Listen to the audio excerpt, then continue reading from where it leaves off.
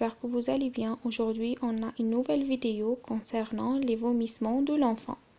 Le vomissement, c'est un rejet par la bouche du contenu gastrique ou intestinal suite à des contractions du diaphragme et du muscle abdominal, peut être alimentaire ou bileux ou hématique. Le vomissement, c'est un symptôme qu'il faut connaître sa cause et non seulement le traiter. Il faut le différencier d'une regurgitation, qu'il s'agit d'une perte involontaire après les repas, sans effort, très fréquente chez le nourrisson, et d'un vomi qui est un rejet de contenu de cavité thoracique ou d'un murcisme qui est une regurgitation volontaire.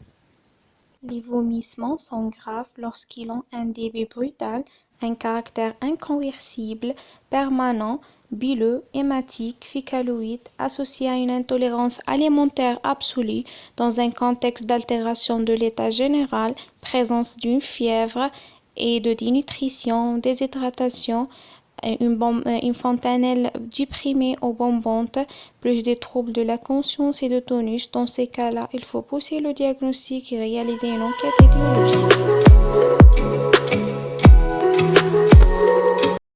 Les causes de vomissement, ils sont variables selon l'âge de l'enfant.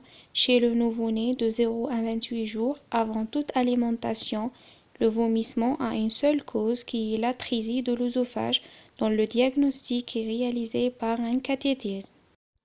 Et si le vomissement est alimentaire, peut être lié à une sténose hypertrophique de pylore, surtout s'il s'agit d'un garçon avec antécédent familial d'apparition progressive, avec conservation de l'appétit et une constipation, comme il peut se compliquer de dénutrition et de déshydratation. Aussi, ce vomissement alimentaire peut être dû à une pathologie infectieuse, comme la méningite ou une infection urinaire, ou secondaire à une pathologie métabolique endocrinienne comme l'hyperplasie surrénalienne. Et si ce vomissement est hématique, il peut être secondaire à une maladie hémorragique de nouveau-né ou un sang maternel déglité ou carrément une œsophagite peptique. Si le vomissement est bileux, c'est une urgence chirurgicale parce qu'il peut s'agir d'une occlusion intestinale haute si les vomissements sont précoces, ou une occlusion intestinale basse si les vomissements sont tardifs, ou un volvulus sur malrotation intestinale si les vomissements sont brutaux.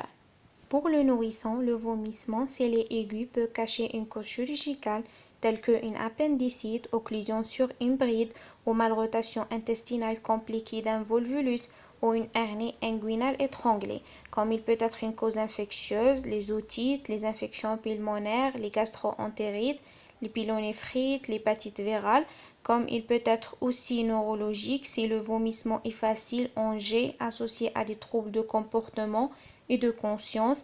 La cause peut être aussi toxique, prise médicamenteuse ou injection accidentelle d'un produit toxique ou caustique, aussi une décompensation d'une pathologie métabolique comme le diabète.